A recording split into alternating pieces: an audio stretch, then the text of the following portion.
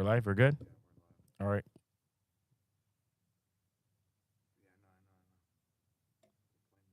Gotta wait like 30 seconds. Okay. We are live on YouTube. On YouTube. On YouTube. All right. Let's get it cracking. Ladies and gentlemen, thank you for tuning in to another episode. I'm your host, Stephen G. Sorry about that. Gaxiola, Technology. and you are listening to the Raider and the Saint podcast. Thank you for tuning in to another episode. Huh?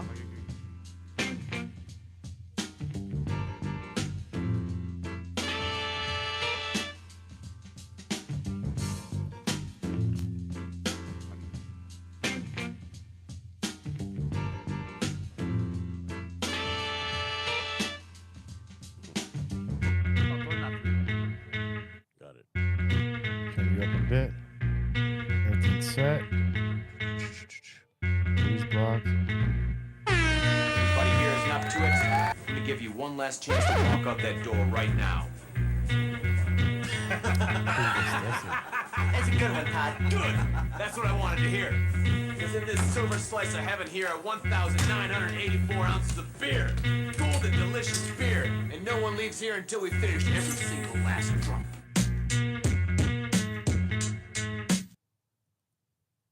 And once again, folks, let me hit all these buttons, get everything going. There we go. One more. You do the soundboard. And we should be good. All right. Sorry, folks. Got to get everything ready. I'm not super professional yet, but I'm working towards it. Once again, I want to thank all my listeners from around the world that tune in every week to the Raider Saint podcast. If you haven't, please subscribe and like the podcast on YouTube, SoundCloud, Apple Podcasts, Spotify, iHeartRadio. It helps with the show, with the algorithm and everything. I need you guys' support, and you guys do support. But please, if you haven't subscribed to the YouTube channel, we are starting to grow the YouTube channel, and things are going good. We just go live over here. No more, we don't record and then edit and do all that stuff. We just go straight live to it. So that's why you get to see all the little things I'm doing over here in the background. But once again, thank you guys for tuning in. I appreciate you guys. It feels good to be back. And I know I said last week we were going to do an episode every other week, unless we had a guest, and we have a guest. But I'm really trying to do, I'm going to try to do a podcast every week. It's going to get the busy season. I get my helper for work Tuesday. Going to get my helper. But this is episode 255. Today's date is 10/26. The year is 2025. Info about the podcast. Like I said recently, just please subscribe, like. It helps the show grow. And if you guys are looking to be a guest on the show, you get comments, questions, suggestions, you can get a hold of me at theraiderandsaint.com. That is theraiderandsaint.com. That will take you to my link tree, because that website is under development right now. We're working towards building the brand, building the name. But you also can email me at theraidersaint@outlook.com. That is theraidersaint@outlook.com. And once again, I appreciate everybody who tunes in. It's amazing. It's amazing to see, me building something from scratch into what it is today. So thank you guys so much. I want to thank my past guest, Michael Kahn, number 6 quarterback for Sunny Hills High School. They had a big game this past Thursday against Fullerton. It was for second place, and unfortunately, they lost. Okay, I'll tell you guys a little bit about the game. 2 minutes. It was a great game. First of all, it was a great game. I thought the refs were pieces of trash. I saw the offense, a lot of 1st and 20s. I think at one point, maybe twice, it was like 1st and 30s. And their offense is high powered. I mean, they got great players on offense. You got number 11, you got number 5, you got number 2, you got number 21. You got number 10. And sorry, I'm not saying any names because I'll start messing up everybody's names. It was a great game. It was a great game. They were up 12. And if you guys are watching live, I got Coach Pot here. I'll introduce him, in a bit. If you guys are listening on the audio side, but we were up 12 points with 2 minutes left, maybe 2 minutes of some change. We had the ball around our own 20, 25 yard line, maybe 30 yard line. It was on our side, and they decided to go for it on 4th and 1. They got stuffed, so it's okay. We're still up 12. Let's drain the clock. Now the ball's in their hand, ball's in their court, and I think it was like 3rd and long, and the quarterback threw a deep pass into the end zone. We intercept it, right? We're thinking, yeah, we won. No, ref throws a flag. I mean, I think he's just used to throwing flags, dude. I mean, I think he held it in his hand the whole game, and it got roughing the passer. They get 15 yards. They end up in scoring. Okay, there's maybe minute and a half left, and they do an onside kick. Guess what? They do the onside kick, and they get the ball. Long story short, they ended up scoring. We think we had like 12 seconds left, 20 seconds left, and we end up losing the game. Now, to the players, you guys played a great, great, great fucking game. I couldn't be so proud of you guys playing. My son came home, and, I know how it feels. We went to the playoffs when I played in high school, and when we lost, it was like, that's it. Like, unless you go on to play, junior college, or, D2, D3, maybe D1. That's it, man. High school ball, I was telling my son, it's something you'll remember for the rest of your life. It's about camaraderie.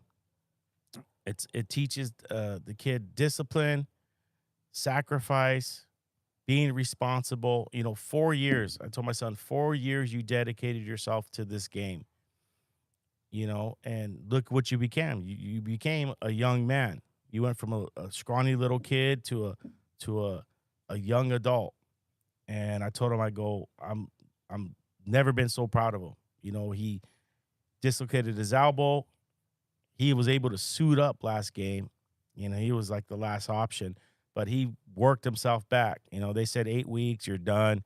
I think it's been 4 weeks now, and he's at 90%. But he was able to suit up. He's able to do light practice. So I think this week he'll be able to do full practice. But he's worked himself back to help out the team. There's a lot of injuries, a lot of people aching and hurting, and it just shows him what's going on. No, you don't need to do that, dude. Come on, man. All right. There you go. Come on. Backdoor quarterbacking over there. Come on. I said you're going to use the mic. Now you want to tell me how to use the machine? No, I'm just fucking with you. Anyways, yeah, that's my boy James Nava, dude. Let's give him a clap. Yeah, he's driving. He's on probation. He's got to go scratch, so he's been going scratch. I was saying clap for the boys, dude. They put on a No, yeah, you guys did. You guys played a hell of a game, dude. I would never. I would roll with you guys anytime, dude. You guys can compete with the best of them. You guys play fucking solid. I'm proud of every single one of you guys, dude. You guys are balling, dude. It was such a good game. Shout out to Fullerton too, dude.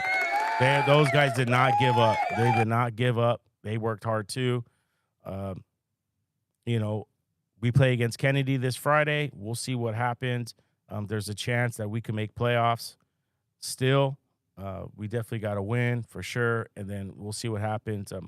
I hope you guys get in. You guys deserve it. You guys are a great team. And shout out to the coaches. You guys are coaching your asses off, dude. Like, it was crazy. So I'll tell you real quick. Fullerton came out. They rang the wing tee. They took most of the first quarter, went down and drove and scored. We already knew it was going to be a tough game. First play of the game on offense, Sunny Hills throws a swing pass to the running back. Running back throws the ball to the receiver. First play, touchdown.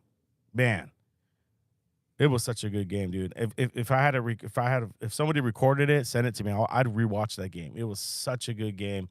Both teams, dude, play their hearts out, dude. So, uh, yeah, that was it for the game. But shout out to Michael Kahn for coming on, dude. He played a hell of a game. You know, I think he was a little not nervous. I think he was overexcited because the first couple series he overthrew the ball a lot of times. He needed to settle down, but it's understandable, dude. It's a big game. He's a great player, and man, dude, you guys, man, what you guys are doing over there, man. I'd hate to see it end so soon. I hope you guys make playoffs, man. I'm rooting for you guys.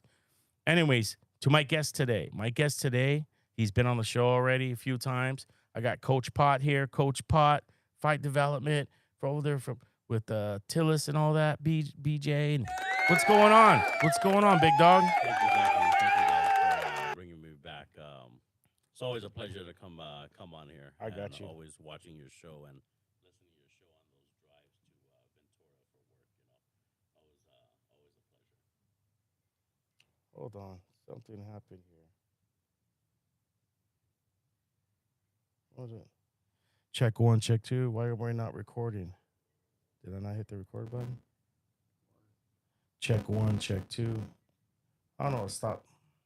It stopped recording. That was weird. We're recording again. Yeah, you're back. Hold on.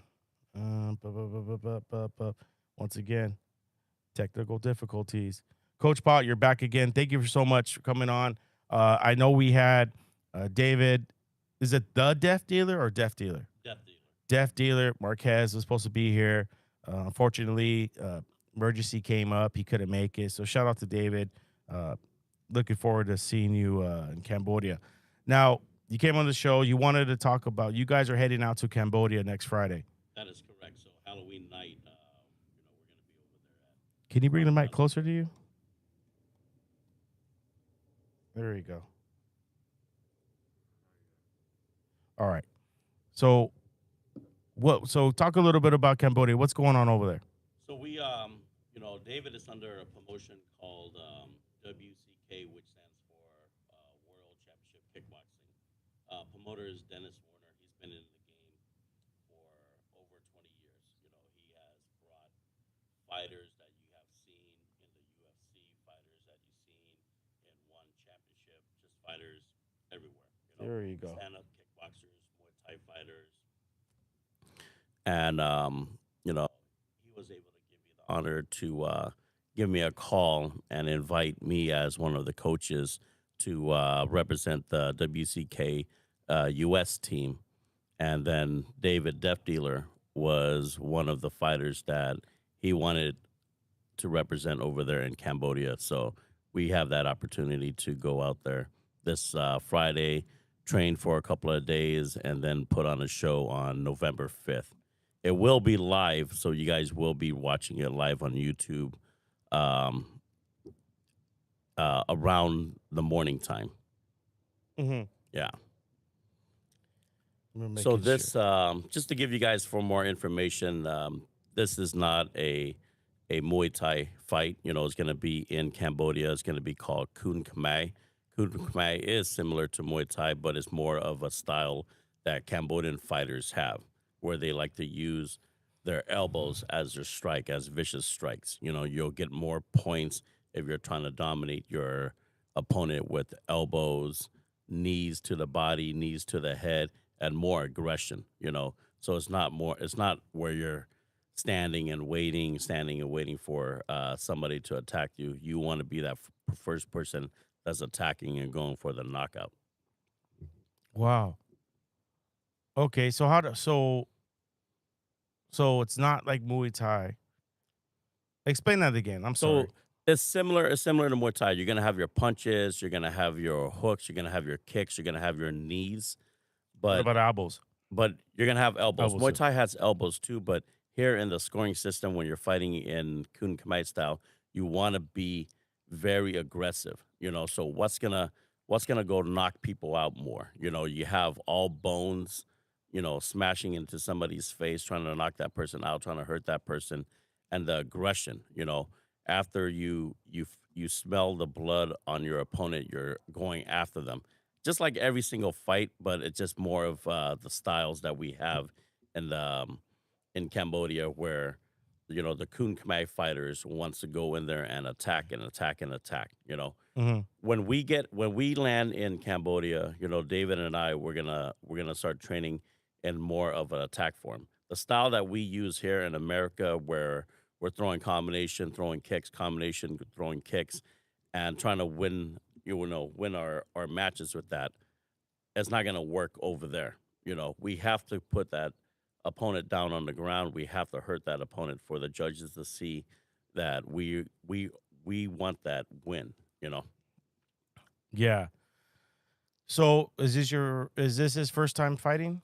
So this is Yeah, going to be his yeah, first so- time fighting in Cambodia and in a Kun Khmer style fight style. Mhm. Yeah. How did you guys? Is it invite? Is it sign up? How did that happen? It was an invite.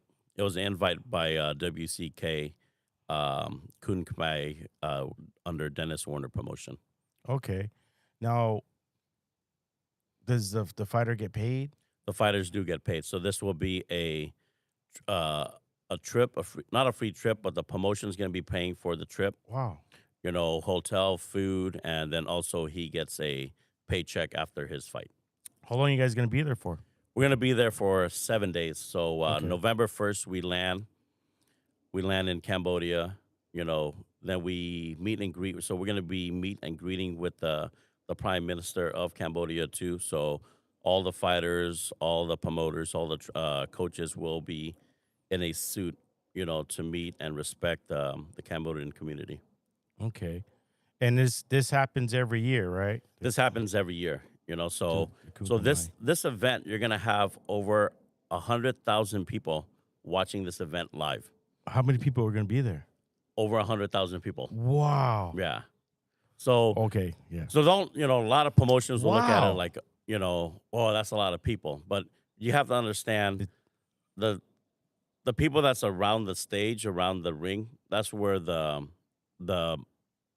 people will pay for the good seats. Mm-hmm. And then everything else is just free for the community Mm-hmm. to come and watch the fight. And that's why you get to see over 100,000 people, in attendance. Now, what kind of like is there salad like is like how like this is big, right? This is like a big Yeah. thing.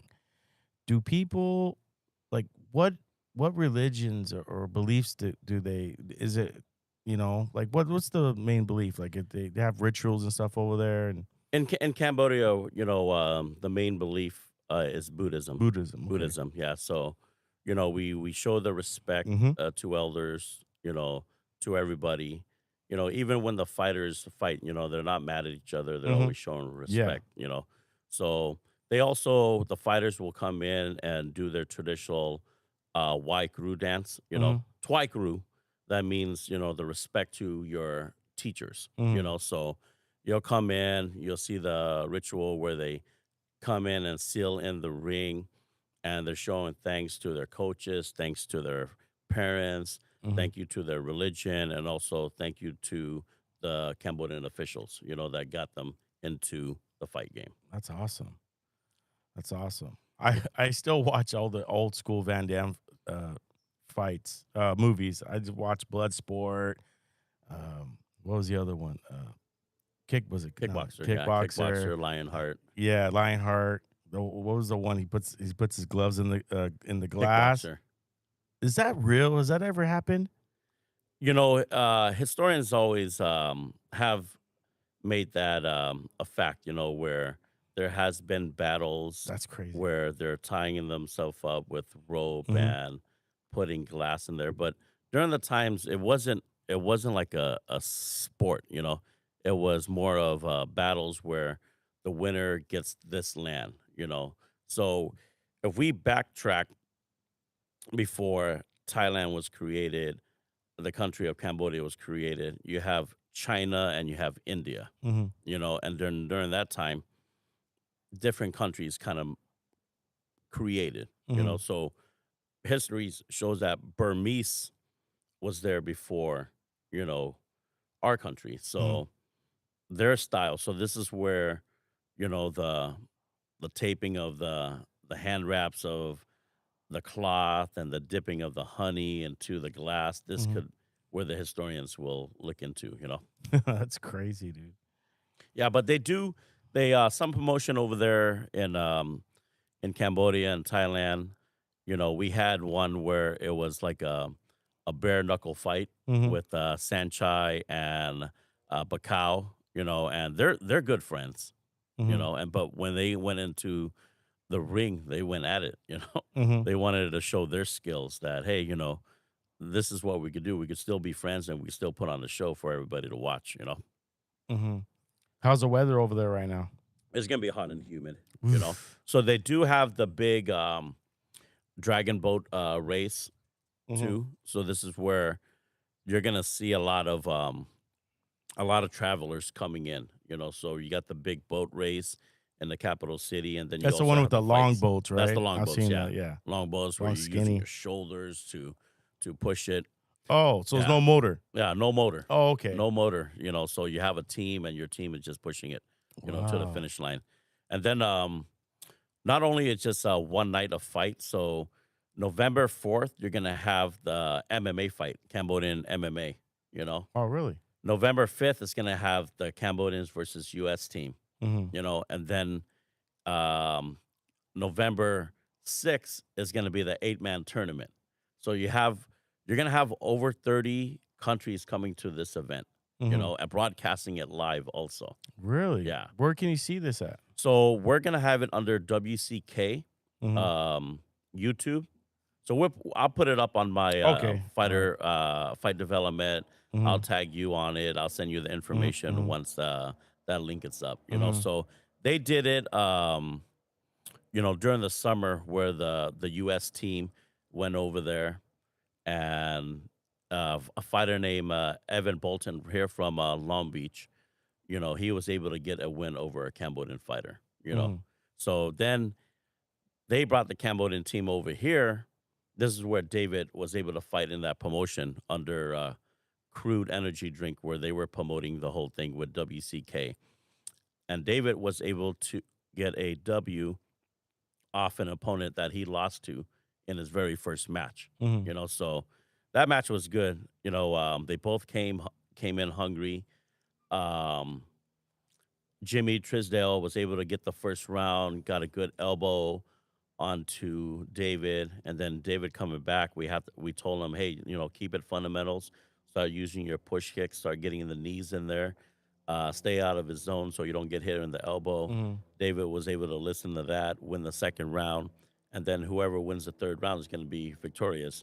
Mhm. David did the same game plan and pushed it, and we were able to get a 29-28 victory over Jimmy Trisdale. Oh, nice. And shout out to Jimmy, always a great person, great family man, great father.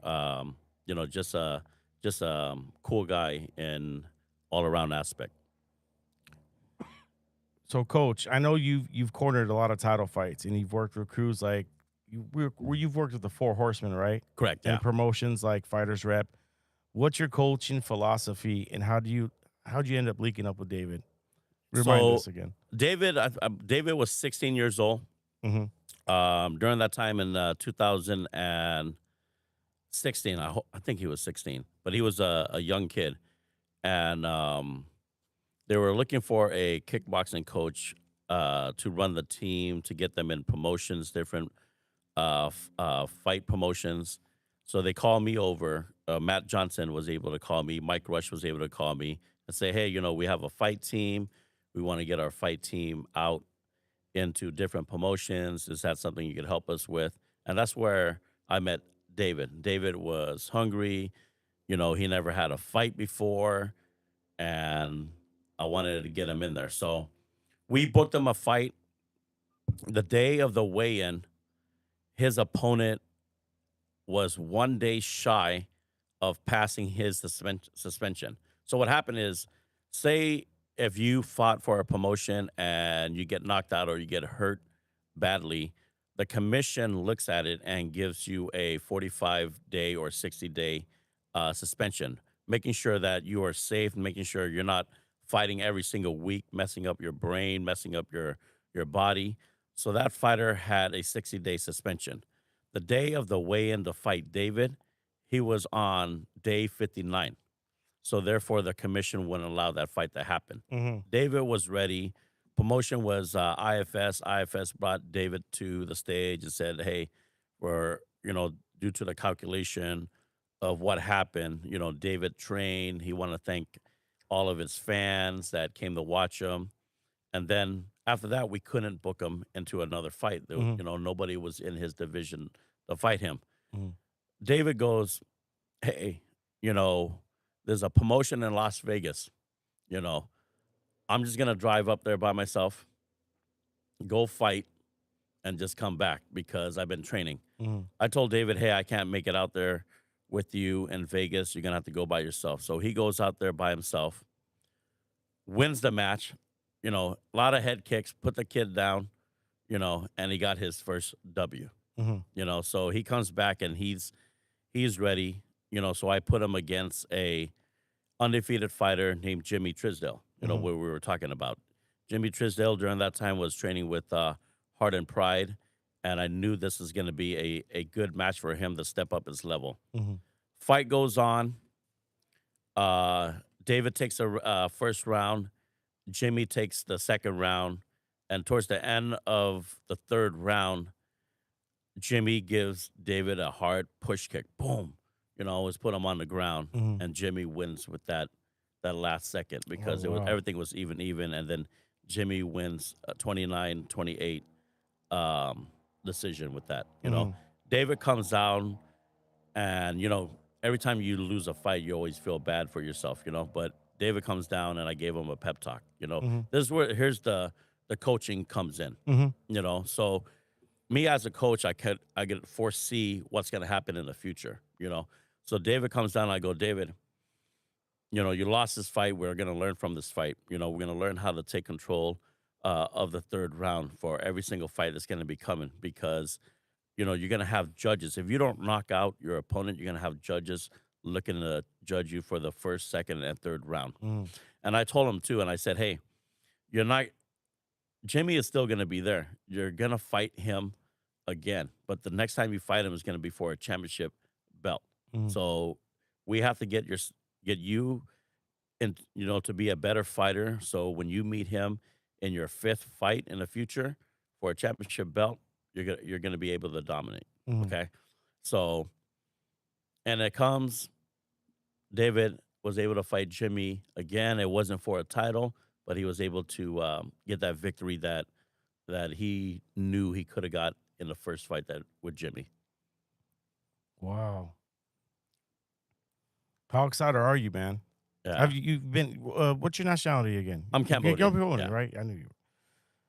How many times you? Well, did you grow up? Well, how many you go I there? was all the time born, then? yeah. I was born in Cambodia, and then 2 years after, I left, my dad was able to cross Cambodia into Thailand. Mhm. So getting to Thailand, that's where you're going to be safe during that time. It was a refugee area where if any Cambodians get to Thailand, you are safe from the Mhm. war that's happening in Cambodia. And then from Thailand, we were able to go to the Philippines, and then to the Philippines, there was a family sponsor, a church mostly Mhm. sponsoring family from the war in Minnesota. So we were in Minnesota, but my parents didn't understand the snow. There was no Mhm. snow in Cambodia, so Yeah. then they moved to California. Mhm. Yeah, and that's where, Yeah. that's That's where it I'm is. at right Yeah. now. How did when's the last time you've been in Cambodia? 2007. Oh, okay. 2007, I went to Cambodia with my parents. We stayed in the city of Battambang, where I was born. Was able to get some training over there. Mhm. So it was a good thing. I got that training with the clinch and with the elbows, and from that, I was able to bring that style to Team Tillis, Team All In, Team BP Martial Arts. So it was Nice. we like it. How's it feel going back after so many years? It was good. The lifestyle over there is kind of laid back.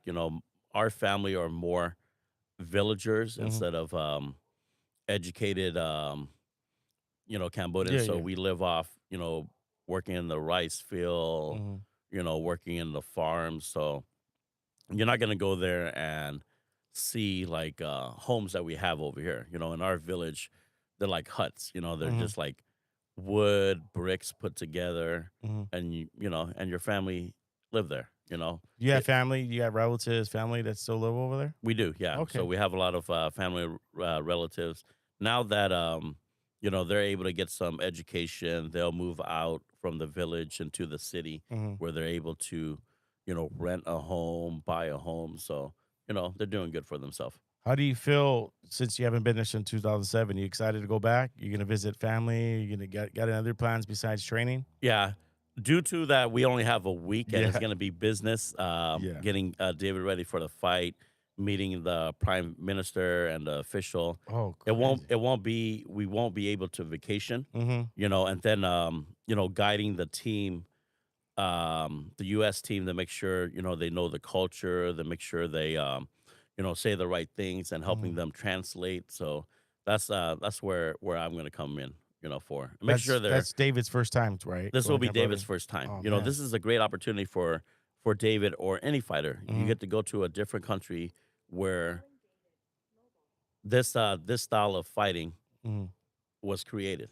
Kun Khmer. Mhm. Next door is Thailand, Muay Thai, where he gets to have the training where it all began. Mhm. And then he gets to bring that to his fighters. His training.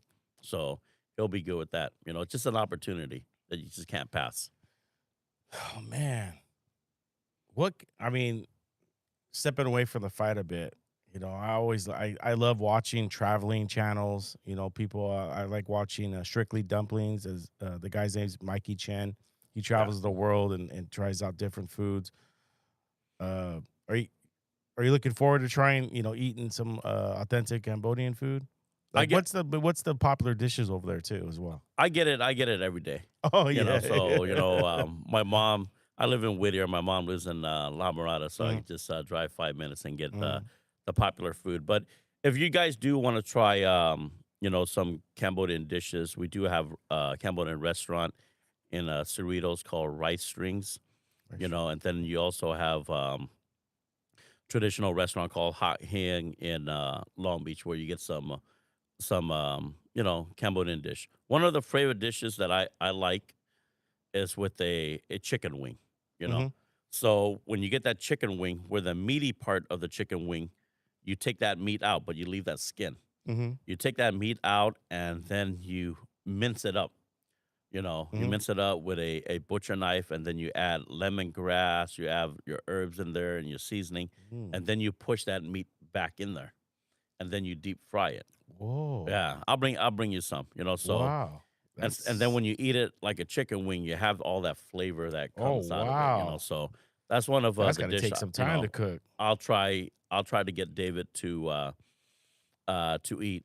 I'm not gonna get him to try, the tarantulas or the crickets or anything. So, we'll eat some traditional food. Mhm. Yeah. I even at home I make some traditional food for Yeah. my wife and for my kids for them to understand it. Yeah.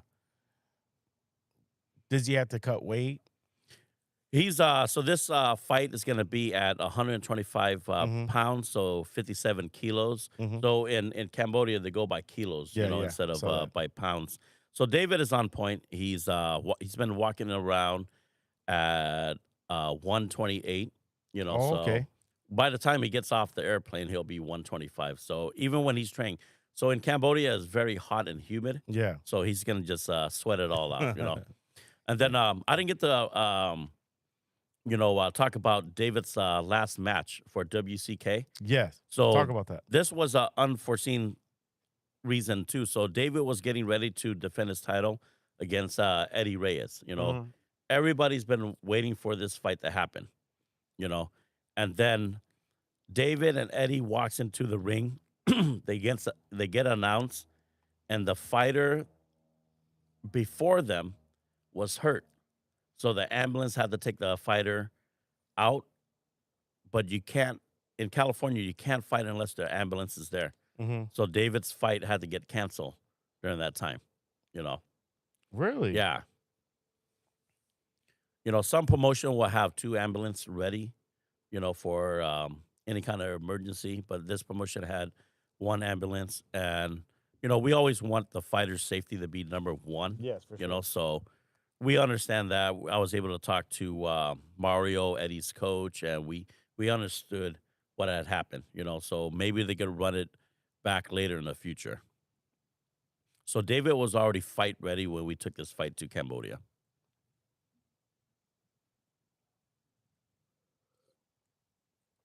So when was he? So when was that fight supposed to happen? That fight was, I believe, a month ago. Oh, okay. Yeah. So he's fight ready. Yeah, so he's fight ready. So it happened to him too. There was another fight a month before that where he was supposed to fight and his opponent didn't make weight, Mhm. So he's been fight ready for the last 3 months and this is his Nice. opportunity. How many know. fights has he had so far? Because So- he fights different styles though. Correct. too. Yeah. So he has a belt with Fighters Rep, which is kickboxing, not Mhm. Muay Thai boxing, where there's no elbows, and the kneeing is limited to 1 or 2 knees. Mhm. So he has a belt with Fighters Rep. He has a belt with IFS, which is Wow. full multi rules, where he's able to elbow, he's able to knee, and then he has another Muay Thai belt under WCK. Wow. Yeah. So he has kickboxing, and then he has 2 belts of Muay Thai. Yeah. Wow. Yeah. That's crazy. Let me see where we at. Yeah, let me check the time. What? 37 minutes. Go come in. I know you got no, just grab the mic. Also want to put out Gansberg beer in there. Yeah, yeah. So Gansberg beer is going to be the promotion that's doing everything for Cambodia's Khun Khmer event. So during the live event, you'll see a lot of marketing and promoting of Gansberg beer. I don't think you could buy the beer here, but one Okay. day it'll get here. Really? Yeah. Yeah, sounds like a beer I'd want to try. Ganson beer. But I'm gonna bring in MMA. I wouldn't call him an expert, but he's a advocate. He's an Enthusiast. avid enthusiast. My sidekick right here, James Nava. I know he's got a lot of questions, dude. So go ahead, man. I'm gonna let you take it away. How you doing, Coach? Thanks for coming on. Hey, thank you. So my first question is, I get Muay Thai rules for the most part and rounds. For this particular sport, how many rounds are there, and what's the time limit in the rounds? So it's going to be the same thing. You're going to have 3 rounds for a non-championship fight, and then you're going to have 5 rounds for a championship fight. All rounds are 3 minutes, and then you have your 1-minute break. So is it just one fight he's fighting? He's only fighting 1 fight. Okay, yes. okay. Yeah. So everybody on the U.S. team is fighting 1 fight. Yeah. And then Evan Bolton is fighting a title fight, so therefore his fight is a 5-round fight. You mentioned the commission. With that incident, you have to have an ambulance. You've been to a lot of places. Is there like any commissions that are easier to handle than others? And how would you say California's is in general? California commission is very strict, however, they protect their fighters. They could stop the match at any time. You're not going to have, a person that's going to throw a towel inside the ring. Remember back in the days, Mhm. like if you see your fighter getting hurt, you're going to throw the towels. Mm. The coach, your main coach is going to have a commissioner right next to you. So the people that can stop the fight is always the referee, the doctor, the coach, and the coach is going to be telling the commission right there, So during the fight, they want safety is the number 1 thing for the California Commission, and that's why, they're very strict on it. So for that reason where a fighter had to be taken out to with the ambulance to the hospital, say if David did fight, elbow hits one of his opponent. Opponent goes into a seizure. There's nobody there that's a professional to understand what are you going to do So during you that seizure. so they already have, so when you have a fight, the ambulance is already there Correct, on yeah. set. So if they were to leave, there's Yeah. nobody else here to. Correct, yeah. Oh. So the ambulance come, they have to do their walkthrough. Mhm. They got to know, they got to clear areas where if it happens, this is where we go. We put, the fighter in, on the gurney. We take the fighter out. This is where we exit. This is where we park. So they got to do a walkthrough before the event start. Commissioners are walking through, checking everything. Even, I don't know if you guys know this either. In the back, you cannot have Gatorade. You cannot have food. Yeah, You only gonna have water. Really? Yeah. Why is that? Because they don't want. There has been incidents where fighters do get hungry and they eat. They get into the ring and they Throw up. throw up. Oh. So we have that. Gatorade commissioners know that there's colored Mm, in it. They don't know what else is in there. mhm, Makes You sense. cannot have rockstars. Mhm. If a commission sees you with any of those after the rules meeting, they can't suspend you. They can't stop your fight. Mhm. You know. How come UFC fighters when they promote the monsters, they always like Alex Pereira, like after they wins, he hands them the can. I'm Correct. like, Yeah. So that's commission in other Other places. states, This is okay. California commission. California, okay. Yeah, yeah. So even in California commission, if the UFC comes into, the forum to the, to LA, they're gonna have to follow California commission. Yeah. Yeah. Oh. Yeah. It kind of reminds me of when John Jones had to fight. Correct. And he had that, I forgot exactly what substance, but it was a certain substance, and they had to move it from one commission to the The other. California commission. Yeah. Yeah. Wow. So you've had the honor to train and coach with some of the biggest fighters, ever, champions. I think you've mentioned Rampage, the Shamrocks. Correct. Yeah. One of your big ones, of course, it's crazy that it finally happened. Mackenzie Dern Yes. recently won the UFC strawweight. She's the queen at 115, and I just wanted to get your opinion on that and how far you've seen her come from your striking coach. How was she when she was working with you, and how far do you think she's come now? I mean, she's a champ, so. But yeah, thank you.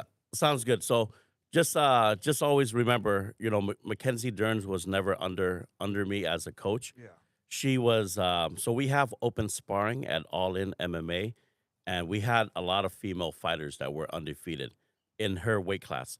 So she was able to get the invite from her coach to come spar with us, and she kind of understood more of a Muay Thai, Khmer kickboxing style when she was sparring with our female fighters. So after that fight where she was sparring with us, I think it was a fight in Australia where she knocks out her opponent, with the over. It wasn't our training during that time. She was with a Jeff from Ruka, so Jeff Pirelli. So you guys already know Jeff Pirelli's style of fighting. He's a very great, good coach. So that's where she's getting all of her techniques from. And then coming over here, she has to use her ground game to get that championship, against her opponent. So we knew she was going to be a champion soon, and then she became a champion. Great opportunity, That was a very good fight, very blood, especially for a women's fight at 115. It was a very, very. They were both, bruised, Correct. and it was a very good because Mackenzie's focused on her striking so much, and Vivian, she's like a tremendous grappler. She submitted a very interesting fight to see. Just two more questions. So you talked about the commission and stuff like that.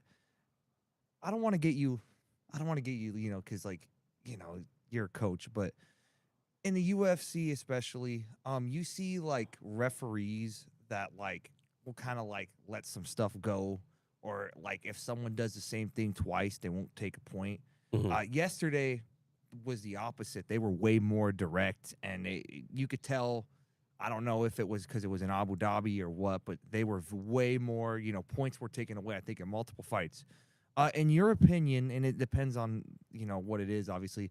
How do you think certain penalties should be like taken in any like combat, whether it's Muay Thai or MMA? Okay. So before all the fighters fight, there's always a rules meeting. So all the referees, all the commissions gather all the fighters together, and they're going through the rules, and they're telling them, this is your warning right here. I'm giving you your warning right here. Any kind, if you're standing in your fight stance and you put your hands out right here, Mhm. and then a person walks into it, they're gonna tell you, hey, there's a that's not a intentional eye poke. A person, your hands are out as your stance, and then a person walked into it. Now they're gonna explain, if you throw a jab at that person's head and your hands are sticking out, that's an intentional eye Mhm. poke. So there's, even with knees, there's gonna be accidents in knees too. So you got a full clinch. The person puts his hands down and he tries to pull it up at the right spot, and then you throw him in the knees. So they'll explain different ways, even hitting in the back. So they're saying, if your glove touches a piece of that ear, that's not a legal hit, because you're hitting the person. If your glove does not touch a piece of that ear, you're hitting the back of it. So the commission will explain the rules. And then if you're fighting with, if you have an opponent, that referee that's going to be refereeing your fight will come to you and say, hey, we went over the rules meeting. Do you have any further questions for me? And then that's where the fighter and the coach says, okay, I don't have any further questions. But if you do have questions, you're talking with the referee that's taking care of your fight. So the referee already declared what the rules are, what can be accidental, what could be illegal. If you do it during the fight, that's where the points will be taken away from you. Wow, that's very interesting. Yeah. I didn't know that's how it went. Is that like for Muay Thai and kickboxing That's too? for I've seen it at UNF, I've seen it at Spar Stars, I've seen it in the UFC, I've seen it in K1. They're putting the rules, IFS, WCK. The commission, they wanna make sure that the fighters are safe first, and then they want to make sure it's a fair fight also. But accidental things can happen. A poke in the eye could be accidental, and then you have people that, you know, when you're sparring and you wear gloves, you don't know if the hands are open, you know. But when you start using your MMA gloves, your hands are open, so you gotta keep it closed Mhm. at all times. Aspinall took a nasty Yeah. double glove to the knuckle, double finger, knuckle deep to the eye, Correct. Yeah. and that was really bad. It was kind of disrespectful that they were booing him. I mean, he couldn't see; his Yeah. eyes shut. It was really nasty. Wasn't he getting tooed up though? At the beginning, yeah. The fight had just started. Like it was only like 3.5 minutes in Yeah. to the first He round. was getting jabbed in the face and everything too. Yeah. But the way that the eye poke came, you know, Did you watch the fight? I watched some of the highlights and I watched some Okay. of the some of the where the eye poke came. It could be, I don't think he had the intention like, hey, I'm gonna stick my hand out there and poke his eyes out. But we do, stand-up fighters understand how to keep their hands loose. If your hands are in a fist and you're gripping your fist and you're tightening up Mhm. your hands, you know, Yeah. yeah, you're not in a relaxed state. Yeah. Your hands got to be open at all times. So, you know, yeah. All right.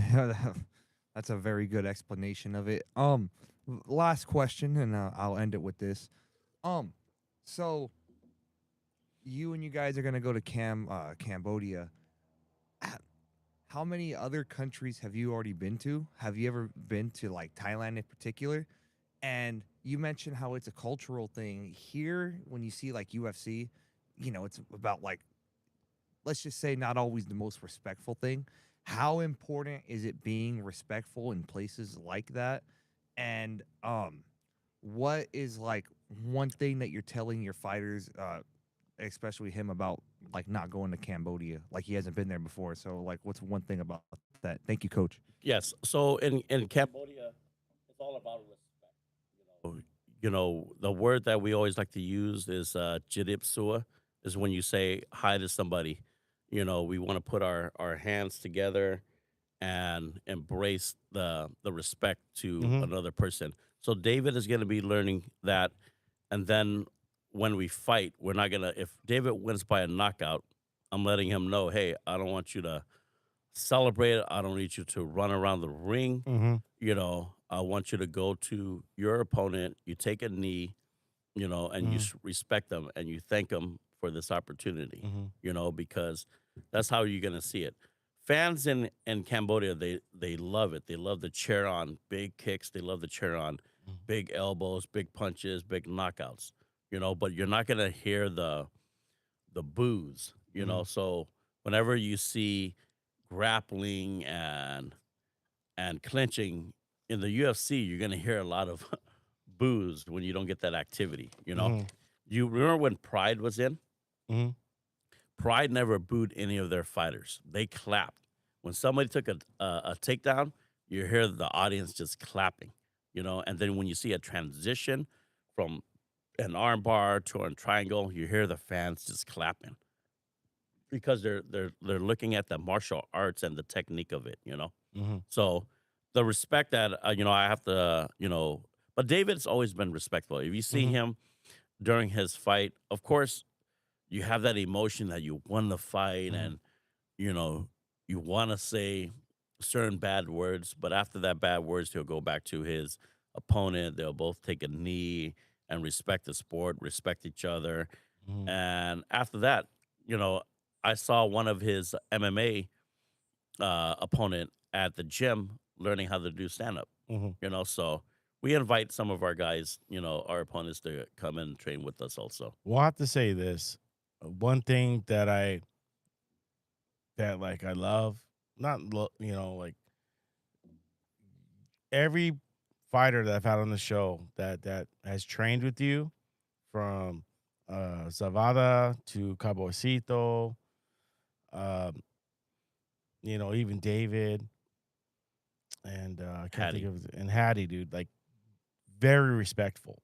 Cr- Man, just they're so humble, just so respectful. Like, I mean, that's what I train my kids. My son just started dating a girl, and he went to go hang out with the family. They went to some like Halloween party, whatever, and I got to meet the parents. And uh, the daughter gets or their daughter gets out of the car. I meet her for the first time. My wife's met him a few times already. I was able to meet him, and the first thing she did was give me a hug, and like, because I train, I teach my kids to be respectful.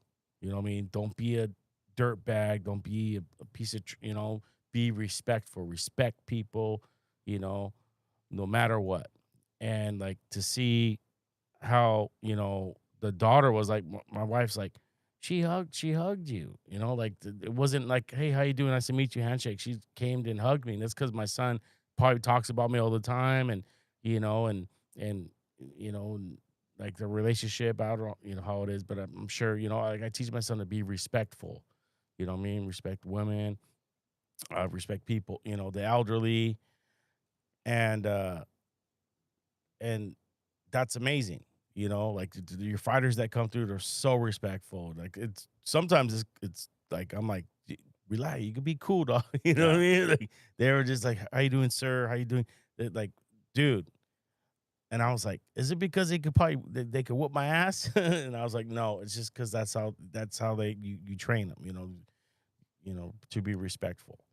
Correct. Yeah. My son was in Taekwondo. He got his black belt, 12 years old.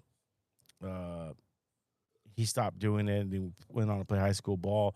But that's one thing I wanted to put him in because, yeah, he was running around at a young age. He wasn't listening, jumping out of seat. I says, we got to put him in something that's going to discipline him. So we put him in Taekwondo, and like they teach discipline, Yeah. you know.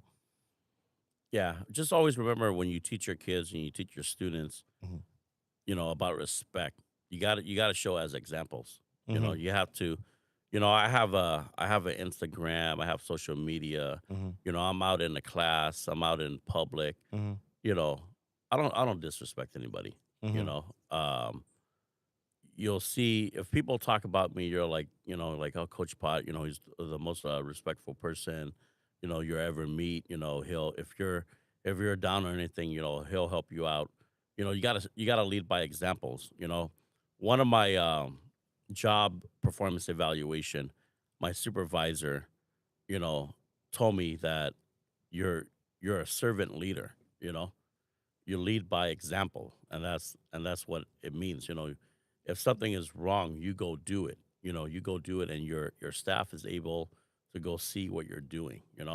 So teaching that, I have a youngster, my son. Mhm. He just turned 13. Last week, this week Yeah. on the 23rd, and he fought his first Thai boxing match. Mhm. In the summer, and I always keep on telling him, hey, go shake this person's hand, go do this, do that.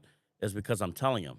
And then when he comes back to me and I go, hey, you're shaking that person's hand because that's the promoter. Mhm. Hey, you're shaking, this person's hand because this is the person that set you up with the matchmaking. He doesn't know. Mhm. He's still a kid understanding the game. Mhm. But when he went to see his opponent, he gave his opponent a dab. Mhm. He's all like talking with his opponent, showing that respect. And when they fought, they both went at each other. Mhm. And then after the fight, they're giving each other dabs, saying, hey, good fight. Mhm. So these are things that, my son's able to see other fighters do, see other students do during sparring.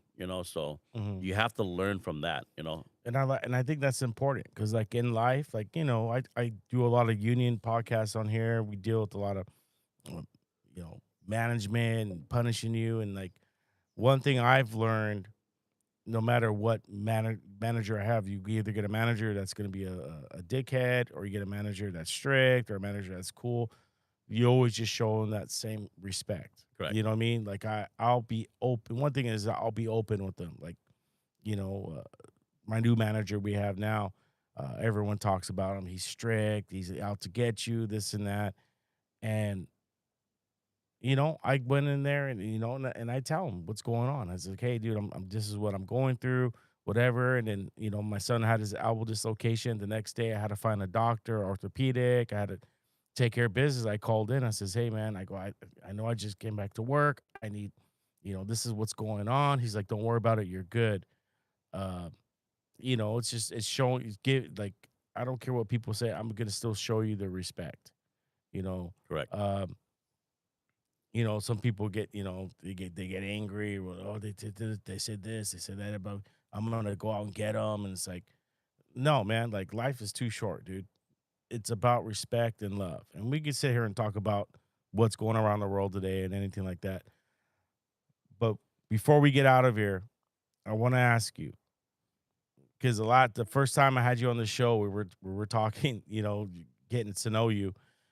You said a story about your back in your heydays, when you were fighting, you wanted to fight Bob Sapp. Yeah.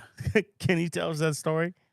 So me and Bob Sapp met each other in the Mohican Sun in Connecticut. Mm-hmm. So I had a fighter named Maverick Harvey getting ready for one of the big fights over there. His Mhm. opponent didn't make weight. Butterbean was Mhm. over there, and he was going to be the main event. Yeah. So during that time when you're a coach and you are a fighter, you get to be a staff of the Mohican Sun. So you get to go eat at Yeah. a buffet at the Mohican Sun. Mm-hmm. So during that time, something got heated up with me and Bob Sapp while we Mhm. were talking. And how big was he? Was he? He's a big guy. Yeah, he's like three. He's a big guy. Yeah. I'm a big guy too. Yeah, yeah. So You got legs like Yeah. a tree trunks, dude. yeah. So something was said, and he just kept on mouthing off. and I told him, I was like, hey, you know, I could do damage to you, you know. Mhm. And then Butterbean comes in and he kind of stops everybody, like, hey, you know, we're here Mhm. having lunch. Kids kind of chill, you know. And then that was it. And then Bob Sapp takes off, you know, with his friend, and then I just kind of stayed there, you know. Mhm. And in my head, I always thought of, man, a flying elbow or a flying knee to his dome, you know, that would just end He's it, you got a know. big Yeah. dome. He's a big But dude. but I always tell people this story. Hey, you know, if there was an opportunity, you know, me and Bob Sapp getting in there, two big dudes, you know, that would be a great match. You Mhm. know, yeah. But that was during that time. Yeah, Do you ever think about getting back in it?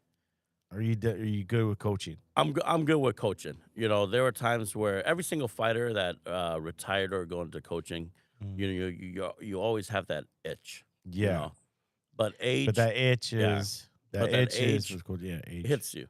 You know, Yeah. that age does hit you. You could go there. You know, there are times where, you know, I'll do some sparring with my students, but it's not the same Yeah. recovery that I have, you know. Yeah, Yeah. yeah. So that's where the hard part comes when you hit your 40. You know, I'm Mm, 46 yeah. years I'm old right 45, now. You yeah. know, good thing I don't have any, you know, Injuries. injuries because I understood it. You know, I retired from kickboxing at the age of 25, Mhm. you know, so um I did the right thing, you know. Yeah. It's the same thing with me too. Like I don't know. I post a lot of different stuff on Instagram, but they they have one that's like 45U. You know, the football kids call it 12U, Yeah. 13U. They got ones that are like 35U, 45U. And I was like, there's no way I could get out there and and try to rekindle the flame of me back. Like I know what my body can do, and so to scratch that itch, I did coach flag football, and I still have that itch to get back into coaching. Uh, but it's just I don't know what it is, the competitive nature. I don't know, winning. Um, I don't know what it is. Like even like at work, like work Friday, they loaded me up. I was pissed off. Fuck. But like, you know what I mean? Like I always try to be done.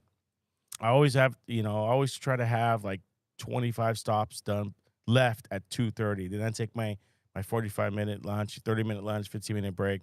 Then when I come back, I could cruise it. Cause soon as I stop, at my age now, as soon as I stop and have lunch, like I'm ready for bed. Cause I'm in and out of the car. I'm moving all day long. And I just sit in the back of the truck taking a nap. So I have a goal. They loaded me up, dude, and I was pissed. I was like, oh, dude, I want to. But the competitive person in me says, no, dude. I slammed 2 water bottles. I took my Total Human by On It. Shout out to On It. Uh, love to be you guys to sponsor me. But I swear by it, dude. It's 2 packs a day, uh, day pack, morning pack. But man, like if I show up to work and I'm angry and upset, whatever, they have New Mood in it. They got Shroom Tech. They got some athletic performance that helps with your endurance.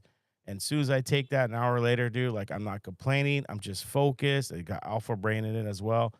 And like I zone out and I just put on a podcast Just and do I it. just go. And man, Friday, I just cranked it out. I was sweating all day and I just put my head down and did it. And I was like, dude, what am I doing? You know what I mean? But it's just the competitive nature in me. And that's why I'm not saying, asking you, like, do you ever have that competitive nature? And I get to do that at work. Like right now, it's our busy season's about to come up. I say it's playoff, it's championship time. I mean, it's all hands on deck. Let's go. And I get to wake up and go, let's go. Walk in my truck, it's brick loaded, and we gotta go. And I guess I'm lucky or blessed, to be able to still be able to, get that out of me. You know what I mean? And also, see my kid. You know what I mean? Like see what he's doing. I don't know. You got it, man. That's that itch, man. That's that itch at Yeah. I probably think about what when the NFL season starts in the beginning, you're like, oh man, I wanna grab that pigskin and you know I and can't throw do the it. ball. Yeah. I wanna catch a There's, few. yeah, and Yeah, then we use it. You know, I work. I get to, show what I still got. Because yeah. there are guys in their 20s that are just running gun routes. I remember those days. Now it's like aches and pains. Like it takes a while. Get the heart going. Oh man. Um, but I But was yeah, able to scratch that itch coaching, dude. yeah. The knowledge is still there. The Yeah. brain still works, and you see other things and you get smarter, and you're evolving the game. Hmm. If somebody was to ask me like, "Hey, Pot, did you help evolve, your fighters in their game?" I'm gonna say 100%. You know, one thing that I always like to make sure is that my fighters are not getting hurt. You Yeah. know, who gets to see them after the fight? Their family. Hmm. I get to put my arms around my fighters and tell their parents, tell their loved ones, hey, Hmm. nothing happened to the eye, everything is good, no injuries, doctor checked it out, they are safe. Shout out to your So brother, Coach. Fighter. Uh, Champ. oh yeah, so my little brother, he entered that 8-man tournament, so shout out to him for putting all that training in I there, miss. and Yeah. and it was a tournament for 165 pounds. Hmm. He came in at 156 pounds. Really? Yeah. He did not look 156, Yeah, dude. so he was 156. He was the lightest person in there, in that tournament. Everybody else was in the 162s, There's the no way he 165. looks, dude. He looks like he's 205. Yeah. So he weighed in at 156. And he asked me too, he goes, "Hey, should I gain weight for it?" And I said, "No. If you feel comfortable at 156, go in there and fight at 156 Mhm. because it doesn't matter. It Mhm. doesn't matter. If you have the will to win it, you're going to win it." So he goes in there and he looks good. Looks good in the first round. Won the first round. Comes back Mhm. into us. Oh, I felt something in my arm. Then I go, "Hey, it's going to happen. You're going to get hurt. Let's do." So we had to change the game plan. Mhm. So now we're attacking this guy's leg. So throw a punch, throw Mhm. a power kick, throw a punch, throw a power kick. And then to me, I thought he won the fight. The other Mhm. guy didn't do any damage to my brother, Mhm. but my brother kept on demolishing that leg, demolishing that leg. Yeah. We Didn't lose he a kick? I think I watched it live. yeah. What He did you did. think? I think definitely the first round he looked good, and then after that, I was like, is he tired? Yeah. But I didn't know he was injured until you told me. Yeah. So he was But he injured, and kicked then Did the dude fall down? He kicked him, and the dude fell. Right? I think so. I Yeah. think we kept on attacking the guy's front leg and just kept on kicking, kept on kicking. He And hits hard. yeah, so that happened, and then after the fight, even that night, he didn't make it to the second round, but there was another opponent where that opponent didn't even show up to the event at 175 pounds. Hmm. So I told the promoter, I was like, "Hey, my brother didn't advance. I could get him to fight the Mhm. 175. So he's at 56, Hmm. and I'm gonna get him to fight a guy that's 175 pounds, Hmm. So I go to him, and he goes, "Hey, I can't even move my arm." Then I was like, "Ooh, something happened." So I'll just scratch that fight. Yeah. So he goes to his doctor. They looked at it, and then gave their input. And then when he went to go see a specialist, Hmm. specialist says, a partial tear in the bicep, and a fractured toe. Oh wow. So he fought hurt. But that's not the first time he ever fought hurt. Yeah. He had to do an Ironman, swimming, running, cycling. So he felt pain on his ankle, and he finished the whole thing. Found out that he had 2 sprained ankles, fractured Oh too, wow. because he wanted to finish that. It's just that mindset Mindset. that you Yeah. have. Yes. The adrenaline. Remember, the adrenaline's gonna push Mhm. you through, Mhm. and then when you have time to relax, you're gonna feel every single pain. Oh, that yeah. comes with it. Oh yeah. But yeah. Shout out to my I- brother. He's always been over there. Tillis likes him. He's when he He's brings his local, right? kids- He's local. Yeah, he's My local. wife, He's right my here wife in, was telling me last night Fullerton. Yeah. they went to a Sam's Club. They said she goes, I think I seen Chin's brother. Yeah. And I go, she described him. I go, if you would know, because she went to the first So fight. yeah, we she fought, was there. Yeah. She was like, yeah, it was him. Yeah, you got some good videos of me and my brother, man. Thank Yeah. you for that too. Yeah, that was for you guys, dude. I gotta, yeah. I loved it, dude. I loved it. I didn't know it was gonna be that long, but Yeah. it was a good time, dude. We definitely want to go back and support the show, support you guys. You know everything you guys are doing because you guys are doing great things. Yeah, yeah. You know, amazing things. Yeah, thank you, man. And then anybody that's looking for a place to learn wrestling, jiu-jitsu, kickboxing, Kun Khmer, Muay Thai, yeah, come to Tillis in Whittier. You know, we have that. We have all of that. You know, a lot of people. You know, my kickboxing class is an hour and 30 minutes. You know, for the money that you're paying for it, you're not going to get an hour and 30 minutes anywhere else. You know, I'm teaching 40 to 60 people all at once in one class. If you guys are Mhm. able to see the videos that I put Mhm, out, mhm. you know, and then a lot of people that come from different gyms, they would tell me like, oh, you know, Coach Pot, you know, you explain it well, you demonstrate it well. Mhm. You know, a lot of parents that have their kids over there, they would always tell me, I like it after you teach, you know, the skills. You will walk around Mhm. and you spend time with each student and just trying to perfect Yeah, their you're badass, techniques, dude. you know. So, Hell yeah. yeah, if that's a place where you guys like to come to Tillis, you know. But if you live away from Tillis, I know a good gym, Oka Kickboxing in Irvine. We have the Farrah Academy in Cyprus. You know, you got Hardworks in Long Beach. You know, so different Mhm. locations. I know places in Fontana, in the IE, just different locations. If you can't make it down to Tillis, you know. Wow. I appreciate you once again coming on the show, Coach Pot. I know we had Dave was supposed to be here. You know, things happen. Anything else before we get out of here? No, I just want to give you guys all big thanks, you know, for having this podcast and just getting you know, my fighter's story out there and stuff. Yeah, great fighters. Give him a follow. You know, he's on Instagram, Fight Development. He's on Facebook, Fight Development. Anything else you out there? That's it. WCK Kun Khmer is the promotion. They also do events in Long Beach, San Diego, Las Vegas. If that is a promotion that you guys want to put your fighters in, just contact Dennis Warner at WCK. Well, once again, Coach Pot, I want to thank you for coming on the show, man. It was an honor to have you here, and I look forward to seeing you again, dude. Good luck in Cambodia. I will be watching. I will be cheering. I will be promoting. And good luck to David, Def Dealer, Marquez, dude. You're the man, bro. Keep fucking plugging. Keep grinding. And that goes for everybody who listens to the show, dude. No matter what we go through in life, dude, ups and downs, we put our head down and just keep grinding, man. Life is beautiful, dude.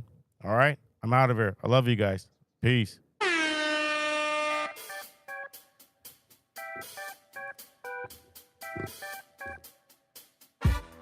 Good session, guys.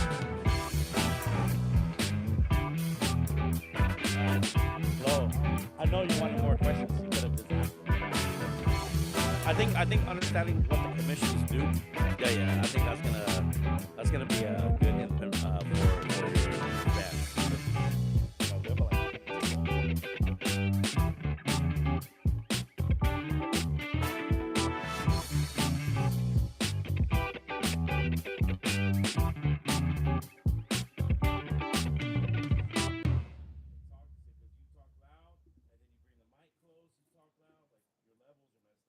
His level